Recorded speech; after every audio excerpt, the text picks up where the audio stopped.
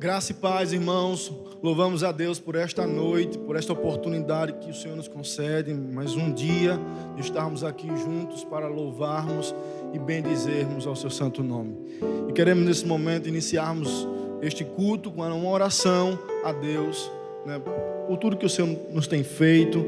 Estamos vivendo, como os irmãos sabem, a mídia tem informado quanto a essa situação que estamos vivendo. Mas precisamos estar cada dia orando a Deus, colocando nossas vidas diante do Senhor, para que Ele nos dê a graça para vivermos esse momento. Então feche os seus olhos, aonde você estiver aí na sua casa, assistindo nessa transmissão. Vamos estar orando no nome de Jesus. Bendito Deus, louvamos o Teu nome por esta oportunidade. Por mais uma quarta-feira que o Senhor nos permite estarmos aqui, para junto, Senhor, estarmos aprendendo da Tua palavra, louvando o Teu nome, Senhor, e queremos Te dar graça pelas oportunidades que o Senhor tem nos dado, e diante de tudo que estamos vivendo, poder estarmos na Tua presença, mesmo que em casa, Senhor, com a nossa família, mas estando na Tua presença. E queremos, Pai, no nome de Jesus, rogar por cada família que tem estado nos acompanhando nessa transmissão, cada lar aqui, Senhor, que tem nos ouvido através dessa transmissão, que a Tua mão poderosa esteja sendo manifestada na vida, no lar de cada um. No nome de Jesus nós Te oramos e Te agradecemos. Amém, queridos. Vamos louvar o Senhor nesta noite, o hino 314 do nosso cantor cristão, Estou Seguro.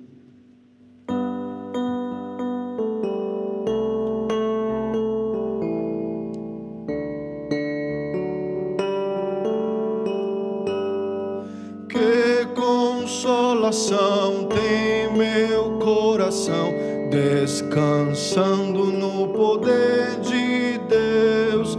Ele tem prazer em me proteger, descansando no poder de Deus, descansando nos eternos braços do meu Deus. Seguro, descansando no poder de Deus, sempre avante vou, bem contente estou, descansando no poder de Deus. Tudo hei de vencer pelo seu poder, descansando no poder de Deus, descansando nos eternos braços do meu Deus. Vou seguro, descansando no poder de Deus. Não recearei, nada temerei, descansando no poder de Deus. Gozo, paz e amor junto a meu Senhor, descansando no poder de Deus, descansando nos eternos braços do meu Deus. Vou seguro, descansando no poder de Deus. Lutas sem cessar, hei de atravessar, descansando no poder de Deus. Não me deixará, mas me susterá, descansando no poder de Deus, descansando nos eternos braços do meu Deus. Vou seguro, descansando no poder de Deus. Glória a Deus, irmãos. Que diante daquilo que estamos vivendo hoje, possamos estar descansados no poder do nosso Deus, consolados pelo Espírito de Deus, na qual nós temos como nosso protetor, como nosso braço forte, como a nossa segurança nos momentos de dificuldade. Vamos nesse momento estarmos meditando na sua palavra, um texto de Salmos, no capítulo 34. Vamos estar lendo do versículo 1 ao versículo 10. Vamos estar meditando nesta palavra, nesta noite, no nome de Jesus.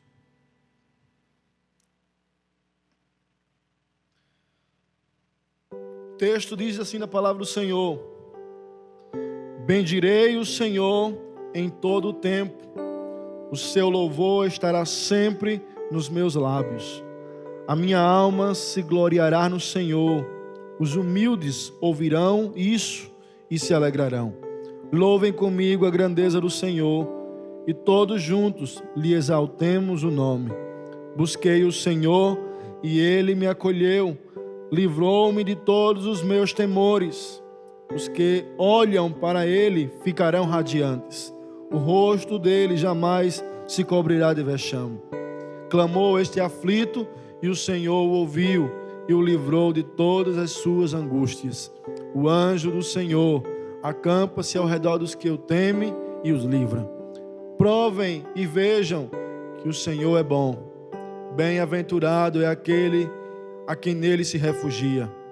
Temam o Senhor, vocês que são os seus santos, pois nada falta aos que o temem. Os leãozinhos passam necessidade e sentem fome, porém aos que buscam o Senhor, bem nenhum lhes faltará. Amém, queridos? Louvamos a Deus por esta palavra, no nome de Jesus. E neste momento vamos estar louvando o Senhor com o ministério de louvor da nossa igreja. Glória a Deus. Vamos louvar ao Senhor, vamos declarar que o Senhor é vivo nessa noite. E mesmo você aí de casa, você pode com essa certeza estar louvando junto conosco, amém? Vamos cantar. Porque Ele vive, posso crer no amanhã, porque Ele vive, temor não há, mas eu bem sei, eu sei que a minha vida está nas mãos do meu Jesus, que vivo está. Deus enviou seu Filho amado para nos salvar e perdoar. Na cruz morreu por meus pecados, mas ressurgiu e vivo com o Pai está. Porque Ele vive, posso crer no amanhã, porque Ele vive, temor não há, mas eu bem sei, eu sei que a minha vida está nas mãos do meu Jesus, que vivo está. E quando enfim chegar a hora em que a morte enfrentarei sem medo, então terei vitória, verei na glória o meu Jesus que vivo está, porque Ele vive. Posso crer no amanhã, porque Ele vive. Temor não há, mas eu bem sei, eu sei que a minha vida está nas mãos do meu Jesus que vivo está. Vamos cantar mais uma vez, porque Ele vive, porque Ele vive. Posso crer no amanhã. Nós cremos, Deus, porque Ele vive. Temor não há, mas nós sabemos, mas eu bem sei, eu sei que a minha vida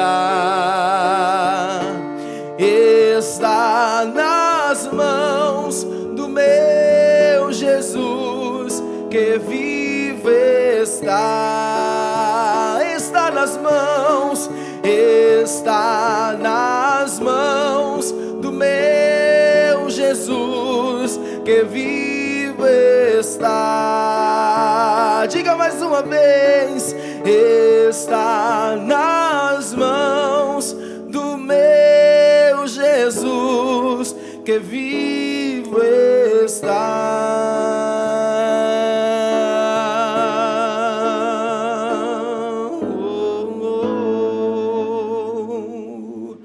Nosso Deus está vivo, aleluia. Nós fomos criados para a sua glória, glória a Deus. Vamos cantar.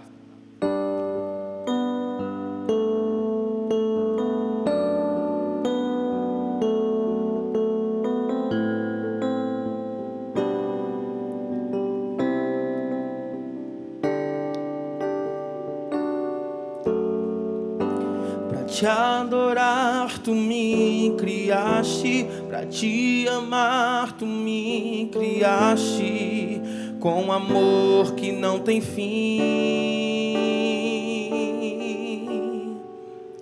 Para te honrar tu me criaste, para te exaltar tu me criaste, com todo o meu ser. Foi por isso que criaste a mim. Eu tiro minha coroa e te adoro, ó Senhor. Aqui estou, rendido aos teus pés, cantando santo, santo, santo, a ti, meu rei. Aqui estou com minhas mãos ao céu, cantando santo, santo, santo, a ti, meu Deus.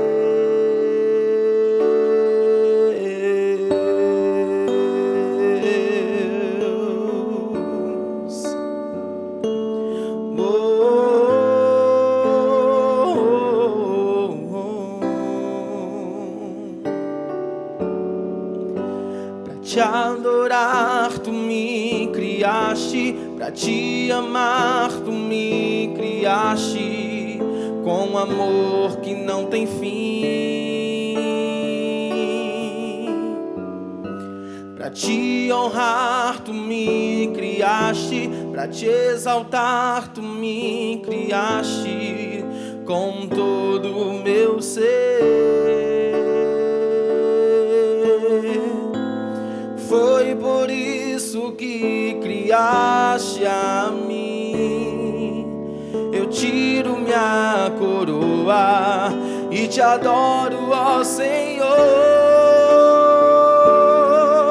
Aqui estou rendido aos teus pés, cantando santo, santo, santo, a ti, meu rei. Aqui estou com minhas mãos ao céu, cantando santo, santo, santo, a ti, meu Deus. Aqui estou rendido aos teus pés, cantando santo, santo, santo, a ti, meu rei. Aqui estou com minhas mãos ao céu, cantando santo, santo, santo, santo, santo, santo, santo, santo, santo, santo, santo, santo, a ti, meu rei.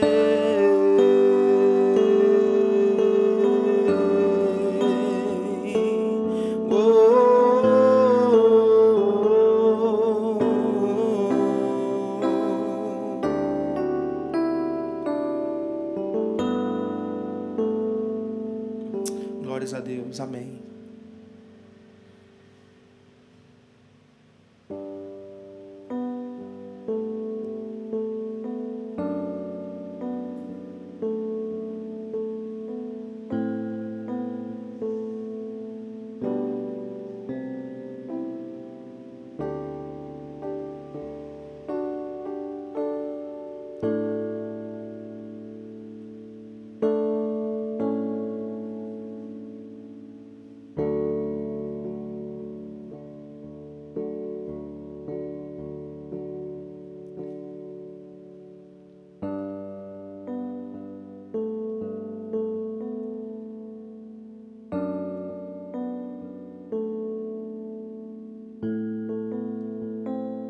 Queridos, a graça e a paz de Jesus.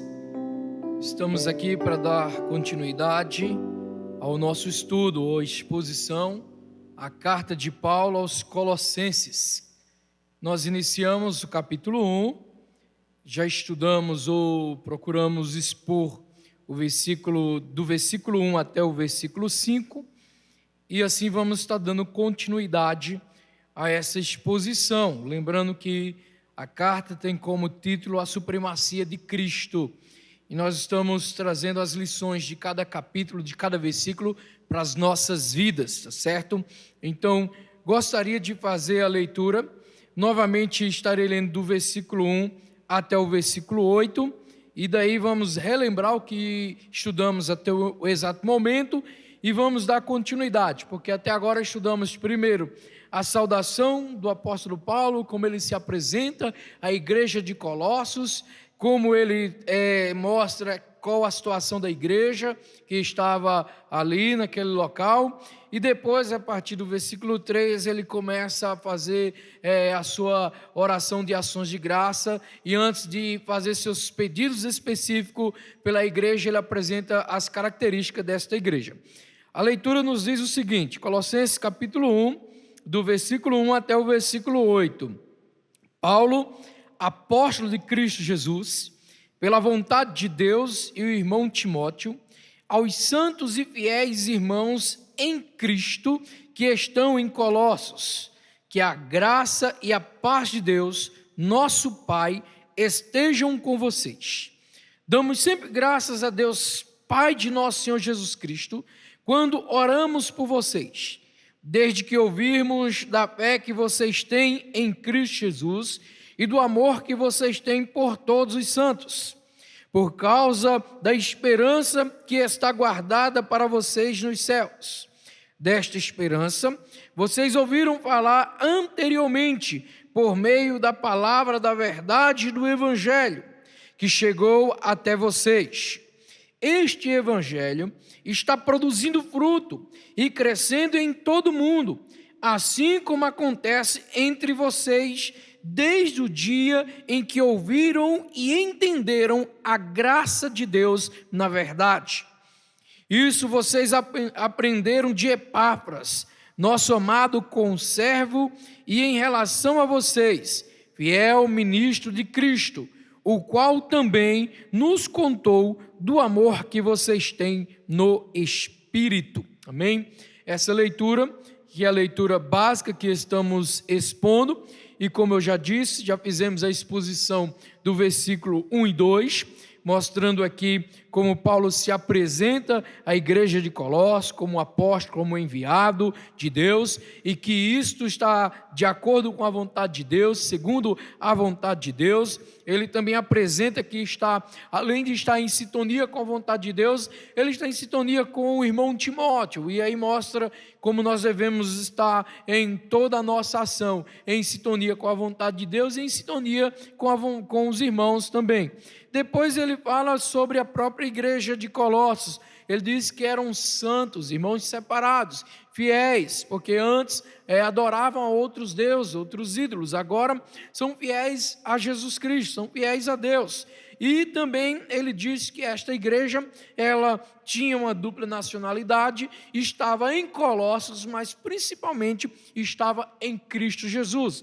Essa foi a apresentação, a saudação do apóstolo Paulo à igreja de Colossos. E aí no versículo 3 em diante, até o versículo 8, ele primeiro faz a sua ação de graça a Deus pela igreja de Colossos e depois começa a apresentar as características desta igreja, que também são características fundamentais para a igreja nos dias de hoje. Então nós aprendemos aqui que primeiro, antes de Paulo apresentar essas suas características, ele agradece a Deus pela igreja de Colossos. E olha que, como já falamos anteriormente no início do nosso estudo, Paulo não teve a oportunidade de conhecer pessoalmente a igreja de Colossos. Ele não foi o fundador desta igreja. O fundador foi Epáfras, tá certo? Então, mesmo Paulo não tendo esse contato pessoal, mas ele conhecia. Epáfras falava de como estava o procedimento da igreja, de como o evangelho estava sendo aceito e desenvolvendo-se dentro daquela igreja. Por isso que a princípio ele faz logo uma ação de graças, e isso nos leva a pensar que em meio a qualquer circunstância que a igreja do Senhor Jesus esteja passando, nós devemos sempre agradecer a Deus por ela, devemos sempre louvar a Deus por ela. Sabemos que a igreja não é perfeita, não encontramos aqui na terra nenhuma igreja perfeita. Então, em vez de estarmos falando dos seus defeitos, em vez de estarmos falando das suas fraquezas, das suas limitações, você já experimentou primeiramente agradecer a Deus? Lembre-se do seguinte: a igreja pertence a Ele, Ele é o Senhor da igreja. Então, Paulo, antes de apresentar as características da igreja, faz questão de agradecer ao Senhor por ela. E isso mesmo devemos fazer todos os dias, agradecendo sempre ao Senhor. E aí, a partir do versículo 4, o apóstolo Paulo cita as características desta igreja. Eu vou só citar essas características, pois já estudamos em ocasiões anteriores. Eu lembro que paramos no versículo 5, então a nossa pretensão é dar mais tempo para a partir do versículo 6. Mas vamos lembrar das primeiras 4 características que Paulo faz menção da igreja de Colossos. 2 estão no versículo 4 e as outras 2 estão no versículo 5. Então no versículo 4 ele diz que desde que ouviu da fé que vocês têm em Cristo Jesus e do amor que vocês têm por todos os santos. Ou seja, as primeiras duas características que nós estudamos aqui da igreja de Colossos, era uma igreja que tinha fé em Cristo. A fé não estava na religião, a fé não estava no apóstolo Paulo, que eles ouviram falar também, mas não tiveram esse conhecimento, esse contato pessoal. A fé não estava em Epáfras, a fé não estava naqueles que levaram a carta, né? Não, a fé estava em Jesus Cristo, uma fé que significa uma confiança e entrega total ao seu Senhor e Salvador. Além de fé, esta igreja tinha amor por todos os santos, um amor que não tinha exceção, um amor que não tinha merecimento por alguém, não, o amor era por todos, pequenos, grandes, ricos, pobres, né? Então, o amor da igreja de Colossos era um amor por todos os santos. Assim também devemos amar a todos, sem exceção. Versículo 5, Paulo diz que por causa da esperança que está guardada para vocês nos céus, desta esperança vocês ouviram falar anteriormente por meio da palavra da verdade do Evangelho. As outras duas características, ou terceira e quarta característica, estão aqui no versículo 5. Paulo fala que esta igreja ela tinha uma esperança na vida eterna. A esperança não era nas coisas que estavam acontecendo, e mesmo citando isso de um estudo já anterior, essa característica nos faz lembrar, nos faz pensar, mediante ao contexto atual, que a nossa esperança está na vida eterna. A nossa esperança está em Jesus. Diante de toda essa pandemia, diante de todas as consequências, nós devemos olhar para Jesus, o autor e consumador da nossa fé, e nós devemos sempre lembrar: Jesus é a esperança da nação brasileira, Jesus é a esperança de todas as nações que estão enfrentando esta pandemia, e a esperança da igreja de Colossos era uma esperança eterna. A quarta característica da igreja de Colossos, ainda nesse versículo 6, Paulo faz questão de dizer que a esperança dessa igreja era resultado do ouvir a verdade do Evangelho, era resultado de que a igreja de Colossos não estava mais atentando para as filosofias, principalmente do gnosticismo da época que aquela cidade e aquela igreja estavam enfrentando. Não, aquela igreja estava ouvindo o Evangelho, a verdade do Evangelho, porque aonde o Evangelho chega, o lugar é transformado, o Evangelho dá significado ao lugar, o Evangelho transforma o lugar. Então, Paulo faz questão de dizer que a quarta característica dessa igreja era uma igreja que estava atenta, que ouvia a verdade do Evangelho, não era em profecias, não era em filosofias, não era em outras coisas, gente, era o Evangelho da verdade, uma igreja que fazia questão de ouvir as boas novas, tá certo? De Deus. E assim também nos dias de hoje, o que nós devemos fazer, qual o meu conselho para toda a igreja do Senhor em tempos de pandemia? Não dê ouvidos a certas notícias falaciosas, a notícias que não se tem uma originalidade, não se tem uma veracidade. Não fique atento a tantas coisas que estão dizendo por aí, mas ouça o Evangelho da verdade, atente para as sagradas escrituras, atente para as boas novas de Deus para a humanidade, tá certo? Essas são as primeiras 4 características que a igreja de Colossos apresenta. A partir do versículo 6, nós vamos encontrar do versículo 6 ao versículo 8, mais 4 características, ou seja, no total são 8 características que a igreja de Colossos apresenta, que Paulo faz questão de mencionar e que nós encontramos nesse texto e que precisamos atentar e colocar em prática para os nossos dias, tá certo?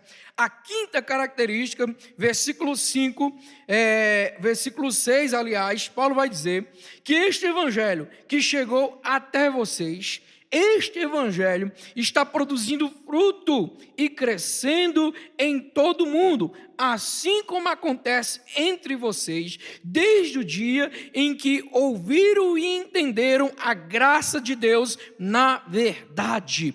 antes de mencionar essa quinta característica, a quinta e a sexta, que estão aqui no versículo 6, deixe-me me lembrar que as primeiras características que a igreja de Colossos apresenta são ditas como os pilares da fé cristã, porque Paulo faz questão de dizer que a igreja tinha fé em Cristo, amor por todos os santos e esperança eterna. E é isso que Paulo vai citar em 1 Coríntios capítulo 13, né? A fé, a esperança e o amor, e o maior destes é o amor. E aí muitos estudiosos vão dizer que as demais características da igreja de Colossos são oriundas, são resultados justamente das primeiras características que são os pilares da fé cristã. Então, uma igreja que tem fé em Cristo, uma igreja que tem amor, uma igreja que tem esperança, espera-se que ela vai desenvolver outras características durante o seu percurso, durante a sua sobrevivência aqui na terra, tá certo? Então, por isso que a esperança que essa igreja tinha, ela foi resultado do ouvir o Evangelho, e aí ouvir o Evangelho chegou em Colossos, e quando o Evangelho chega em Colossos, faz com que a igreja agora seja uma igreja frutífera, e é justamente a quinta característica da igreja de Colossos. Era uma igreja frutífera. Por que era uma igreja frutífera? Lembrando bem, era uma igreja que ouvia a verdade do Evangelho. Porque o Evangelho em si mesmo, ele produz fruto. E aí o que acontece? Aquela cidade de Colossos, que antes estava atenta ao gnosticismo, atenta a falsas filosofias, atentas a ideologias contrárias ao Evangelho, houve um povo, houve uma comunidade que ouviu o Evangelho da verdade e agora tornou-se uma igreja frutífera. Porque nos faz lembrar muito bem que o próprio Jesus já nos disse isso no Evangelho de João, capítulo 15, versículo 16. Não foste vós que me chamaste, mas fui eu que vos chamei, eu que vos escolhi e vos designei para que vades deis fruto, e fruto que permaneçam, né? E a fim de que tudo que pedires em meu nome a meu Pai, vos será concedido, vos será feito. Ou seja, a igreja, ela é chamada para dar fruto. O cristão, ele foi chamado para dar fruto. A igreja de Colossos tinha a quinta característica, que era uma igreja frutífera. Não tem como, nós não podemos admitir pessoas que se dizem cristãs, pessoas que se dizem que vivem o Evangelho, que lê o Evangelho e não dão frutos, não há mudança, não há transformação. Isso então não é o verdadeiro Evangelho, isso não é a palavra que está sendo lida e estudada por esta pessoa que diz que tem o Evangelho em casa, que diz que lê o Evangelho em casa, mas quando você olha para a sua vida, você não percebe frutos. Então, a árvore ela é conhecida pelos seus frutos. Jesus deixou bem claro, a igreja de Colossos, por ouvir a verdade do Evangelho, tornou-se uma igreja frutífera, porque o Evangelho em si, ele é frutífero, e como disse, Jesus deixou bem claro isso em João capítulo 15, versículo 16, mas ele nos diz algo também ainda no Evangelho de João, no capítulo 15, versículo 8, diz: nisto o meu Pai é glorificado pelo fato de vocês darem muitos frutos. Ou seja, isso é o propósito pelo qual nós somos chamados. Fomos chamados para glorificar a Deus. E através de quê? Através dos frutos. O fruto ou os frutos que a igreja produz não são para a sua glória em si. Os frutos que o cristão produz não é para a sua glória em si, é para glorificar a Deus. E o apóstolo João, ou o próprio Jesus ali em João, deixa bem claro, não são poucos frutos. Não é quando eu bem quiser. Não, está bem claro no versículo 8 do capítulo 15 do Evangelho de João, que Deus é glorificado pelo fato de darmos muitos frutos. Então, não fique contente apenas porque você acompanha um devocional, não fique contente porque apenas você faz seu momento de oração diário, sua leitura bíblica diária, não fique contente apenas porque alguém ouve você cantando, né? Ouve você até mesmo, quem sabe, pregando o Evangelho aí em sua casa ou em outros lugares. Não, isso não é fato de estarmos contentes apenas com isso. O Senhor nos chamou para darmos mais frutos, o Senhor chamou para darmos muito mais, porque se este Evangelho verdadeiramente está em nós, é certeza que teremos uma vida frutífera, é certeza que daremos muitos frutos, não para a nossa glória, mas para a glória de Deus. Também nos faz lembrar o fato de que Jesus disse para os discípulos que nós somos sal da terra e luz do mundo, ali no Evangelho de Mateus capítulo 5, e no versículo 15, ele deixa bem claro, 15 e 16, que nós somos chamados para ser essa luz. Aí no versículo 16 ele vai dizer que brilhe a luz que há em vós, de tal maneira que os homens vejam as vossas boas obras, ou seja, vejam os vossos frutos e glorifiquem ao Pai que está nos céus. Então, amados irmãos, igreja do Senhor Jesus, nós somos chamados para darmos frutos, fomos chamados para sermos uma igreja frutífera, assim como a igreja de Colossenses era frutífera, e assim vamos glorificar a Deus através dos nossos frutos, através das nossas ações. Essa é a quinta característica da igreja de Colossos, que Paulo menciona no versículo 6.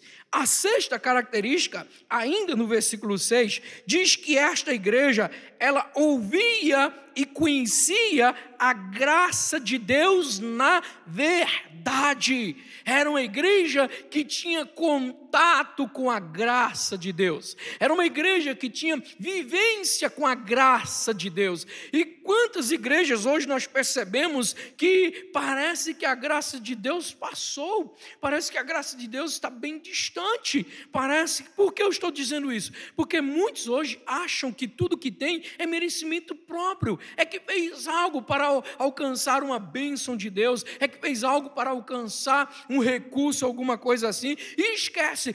Tudo que o cristão tem hoje é exclusivamente pela graça de Deus, a partir da salvação, que é o nosso bem maior. Então, a minha salvação, a salvação da igreja, é pela graça de Deus, e tudo que nós alcançamos hoje é pela graça de Deus. A igreja de Colossos, a sua sexta característica, era uma igreja que ouvia e conhecia a graça de Deus na verdade. Vamos parar de achar que o que temos hoje foi resultado dos nossos esforços, foi resultado do nosso conhecimento, foi resultado por mérito humano. Não, tudo que temos hoje é exclusivamente a manifestação da graça de Deus sobre a nossa vida. Tudo que a igreja é hoje é resultado da graça de Deus sobre a nossa vida, porque a graça de Deus é manifesta quando Deus, dá o que não mereço. Ou seja, não alcanço o favor de Deus porque eu sou ou pelo que eu faço, mas por aquilo que Cristo fez em mim, por aquilo que Cristo fez em nós. Isso é fato, irmãos. Então, tudo que hoje nós temos, tudo que nós somos, é exclusivamente pela graça de Deus. Então, essa sexta característica da igreja de Colossos, e que nos ensina muita coisa, fala justamente sobre ouvir e conhecer a graça de Deus na verdade.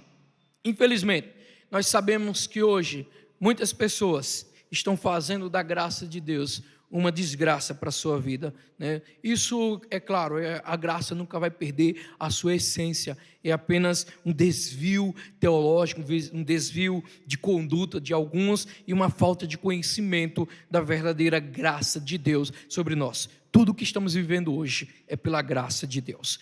Nós vamos agora partir para a sétima característica da igreja de Colossos.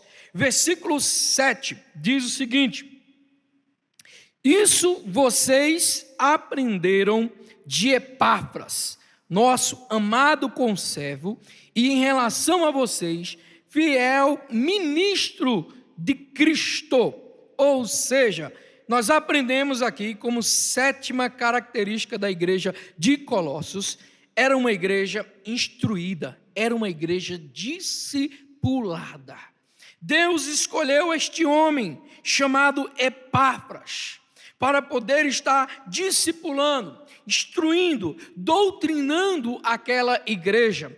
Nós hoje encontramos algumas igrejas que, por alguns motivos, não tem mais seu culto de doutrina, por alguns motivos não tem mais discipulado, por alguns motivos, não tem estudos com a liderança, com a sua membresia, cada um tem os seus motivos particulares, tá certo? Mas não é apenas essa questão que vai determinar se a igreja ela é instruída e se ela é discipulada. Também temos as pregações do dia a dia, ou dos cultos, ou até mesmo as pregações que alguns irmãos acompanham nas redes sociais também. Precisamos entender qual a palavra que está sendo ministrada. Será que a mensagem ela tem esse intuito realmente de instruir, de discipular? Será que os pastores também estão tendo a preocupação de doutrinar a igreja pelas redes sociais? Então, é algo que nós precisamos parar e pensar. A igreja que hoje eu faço parte tem essa característica da igreja de Colossenses, uma igreja instruída, uma igreja discipulada. E aí Paulo faz questão de dizer que quem estava instruindo essa igreja, quem estava discipulando esta igreja, era Epáfras, e o qual ele diz que é o seu amado servo, ou conservo, né? Ele vai usar esse termo que também pode ser utilizado para diácono, tá certo? Um auxiliar, alguém que estava ali auxiliando o próprio apóstolo Paulo, que esteve visitando Paulo na cadeia, é filho de Paulo ali durante o seu período de prisão, tá certo? Então a igreja era instruída, a igreja era discipulada, a igreja conhecia bem, como nós já falamos, o evangelho, a igreja conhecia bem a graça, a igreja tinha fé, a igreja tinha amor, a igreja tinha esperança, certo? Então isso implica ou chega a uma conclusão de que verdadeiramente essa igreja era instruída, era discipulada. Mas quando Paulo faz questão de dizer que Epáfras era o seu amado conservo, fiel ministro de Cristo, ele está querendo dizer o seguinte: olha, esta igreja tem sido instruída e discipulada por alguém que tem o selo da minha aprovação, e que o evangelho que ele está ensinando também tem o selo da minha aprovação. Então, a questão de dizer que Epáfras era seu conservo e que Epáfras era ministro do Senhor, então Paulo a princípio diz: olha, ele tem a minha aprovação, e o que ele está ensinando também tem a minha aprovação, pois afinal de contas é o evangelho verdadeiro. Mas também dá a ideia de selo de condenação, ou seja, vocês escolhem se vocês querem rejeitar o que Epáfras ensinou ou não. Eu quero dizer uma coisa para vocês: o que ele está ensinando é o evangelho da verdade, e ele é um ministro fiel ao Senhor, ou seja, ele tem uma vida de dedicação, de conhecimento ao Senhor, exclusivamente ao Senhor. E também fala de selo de rejeição, né? Quando diz de condenação, é porque se a igreja de Colossos abandonar o evangelho que está sendo ensinado por Epáfras, vai vir sobre ela o quê? A condenação. E aí o selo de rejeição também, quando Paulo faz questão de dizer que era o seu conservo e fiel ministro do Senhor, ele estava querendo dizer que se aquela igreja rejeitar Epáfras, que é conservo de Paulo e ministro fiel do Senhor, essa igreja está rejeitando o evangelho e também será rejeitada pelo Senhor, tá bem? Por isso que a sétima característica desta igreja, uma igreja instruída e uma igreja discipulada. A oitava característica que nós podemos destacar e que Paulo fez menção de falar, versículo 8: o qual também nos contou do amor que vocês têm no Espírito. Quem foi que contou a Paulo? Epáfras, é claro, é óbvio. Epáfras chega até Paulo e diz: olha, Paulo, esta igreja ela possui um amor espiritual. Multi vai dizer que o amor no Espírito tem a ver com este amor espiritual que a igreja desenvolvia, e que também ele vai fazer uma relação com aquilo que Paulo diz em Romanos capítulo 8, versículo 9, de que aquele que tem o Espírito de Deus, né, se realmente o Espírito está nele, este é filho de Deus, mas se não tem, né, não pertence a Jesus Cristo. Então nós podemos ligar, porque o amor como fruto do Espírito também, quando se diz que esta igreja, ela tinha tinha um amor no Espírito, é porque ela tinha o fruto do amor. Era uma igreja que desenvolvia bem o fruto do amor. Também é uma ideia que Paulo vai trazer, que esta igreja, ela tendo o fruto do amor, ela vai desenvolver este amor e vai desenvolver em si o sentimento que houve em Cristo Jesus, que Paulo vai trazer isso de forma muito pertinente, de forma bem detalhada em Filipenses capítulo 2. Então, ali em Filipenses capítulo 2, do versículo 2 ao 4, vai falar o desenvolvimento desse amor no Espírito, que a igreja de Filipos também tinha. A carta aos Filipenses vai dizer isso. E aí no versículo 5 de Filipenses 2, Paulo vai dizer que haja em vós o mesmo sentimento que houve em Cristo Jesus. A igreja só terá esse mesmo sentimento que houve em Cristo Jesus se ela tiver o amor no Espírito. E isso é óbvio, é claro, e Paulo deixa bem claro para a igreja. Portanto, meus amados irmãos, nós chegamos à conclusão dessa parte da exposição do capítulo 1 de Colossenses, é claro, até o versículo 8 aqui. Então, para nós lembrarmos 8 características que Paulo destaca da igreja de Colossenses e que nós vamos fazer uma breve aplicação em cada característica dessa para as nossas vidas. Então, a primeira característica que Paulo deixou bem claro era uma igreja que tinha fé em Jesus Cristo, tá certo? Vamos continuar olhando para Jesus, autor e consumador da nossa fé. Era uma igreja que amava todos os santos. O amor é para todos, devemos amar a todos, porque afinal de contas, nós somos a igreja do Senhor Jesus Cristo, tá certo? Independente das diferenças. Era uma igreja que tinha uma esperança eterna. A esperança da igreja não estava aqui, na terra, não estava nas coisas que estavam acontecendo ali no Vale de Lincoln, que ali envolvia não apenas a igreja de Colossos ou a cidade de Colossos, mas a cidade de Herápolis também, tá certo? E outra cidade por ali que ficava próximo naquela região, tá certo? Mas era uma igreja que tinha fé em Cristo, amor por todos, uma esperança eterna. Era uma igreja que ouvia a verdade do Evangelho. O Evangelho era o centro daquela igreja. Ela parava para ouvir o Evangelho ou a verdade do Evangelho. Não é qualquer coisa, não é qualquer mimimi, não é qualquer ideia, não. O Evangelho tem que ser justamente o centro da vida da igreja, da nossa vida, tá certo? Também era uma igreja que nós vimos frutífera. Então, uma igreja que, se o Evangelho estava sendo ouvido e se o Evangelho invadiu a cidade de Colossos, a igreja de Colossenses era uma igreja frutífera, porque o Evangelho em si, ele já é frutífero. Onde ele chega, as coisas acontecem. A cidade muda, a vizinhança também é transformada, há uma mudança geral. Por quê? Porque o Evangelho da verdade está ali, e o Evangelho é o poder de Deus para a salvação de todo aquele que crê. Uma igreja, além de ser frutífera, era uma igreja que ouvia e conhecia a graça de Deus na verdade. Uma igreja que tinha experiência com essa graça. Lembre do conselho que Pedro deu para a igreja, que nós devemos crescer em graça e em conhecimento, porque isto é para a glória de Deus, em Cristo Jesus, certo?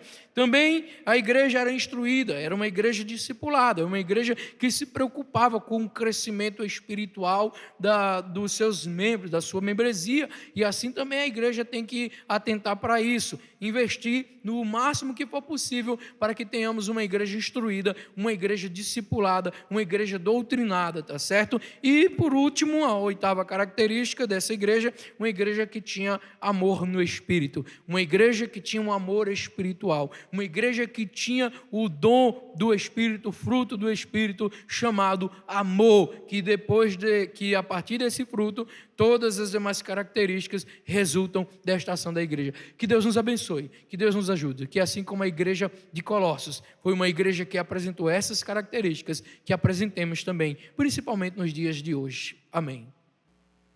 Vamos, queridos, fazer uma oração de gratidão a Deus por este culto maravilhoso, por esse momento que nós tivemos, momento de leitura bíblica, momento de louvor, momento de exposição da palavra, e agora vamos dar graças ao Senhor.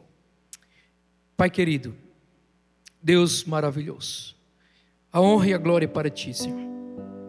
Ajude-nos, Pai, que neste tempo tão difícil que estamos vivendo, que possamos apresentar essas características que a igreja de Colossos apresentou.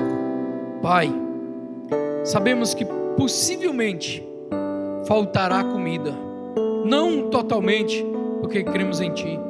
Possivelmente faltará, ó Deus, vestes, faltará algumas coisas que em alguns lugares na verdade, já está faltando, mas que não falte a fé em Cristo Jesus, que não falte o amor, que não falte a esperança, que não falte o desejo de ouvir a verdade do Evangelho, Senhor, que não falte, ó Deus amado, frutos, evidências de uma igreja genuína, uma igreja verdadeira, uma igreja comprada e lavada pelo sangue de Jesus Cristo. Deus, que não falte instrução, que não falte discipulado, que não falte pregações verdadeiras, pregações cristocêntricas, pregações que exaltam o nome do Senhor, que mostra a verdade do Evangelho, Pai. Que não falte durante este tempo o amor espiritual, o dom de amar, o fruto do amor, que não falte em nós o sentimento que houve em Cristo Jesus, Pai. Guarde a Tua igreja, proteja a Tua igreja, Senhor. Ajude-nos em nome de Teu Filho Jesus. Ajude a todos que já estão, ó Deus, enfrentando de forma tão ferrenha esta pandemia, ó Pai Santo. Abençoe a todos, abençoe aqueles que estão na linha de frente, abençoe, ó Deus, todos que estão trabalhando, policiais, segurança, todos, Pai Santo. Abençoe aqueles que estão também desenvolvendo trabalhos para ministrar o Evangelho, levar a palavra de esperança, Pai. Abençoe a todos, abençoe a nossa nação, abençoe os Teus servos, ministros do Evangelho, pastores, missionários, ó Deus, missionárias, todos que foram chamados pelo Senhor para proclamar este Evangelho. Abençoe-nos, ó Pai, faça a Tua vontade e o Teu querer, Pai. Nos leve-nos em paz, nos dê, ó Deus amado, uma noite maravilhosa, um sono reparador, Pai Santo, e nos dê força, coragem, determinação para continuarmos dizendo que o Senhor está no controle de todas as coisas, Pai. Nós estamos Te dando graças no nome daquele que vive e reina para todos sempre, em nome de Jesus, amém. Que a graça do nosso Senhor e Salvador Jesus, o amor de Deus, nosso eterno Pai, as doces consolações do Santo Espírito de Deus repouse sobre todos nós, desde agora e para sempre. Que Deus continue nos abençoando.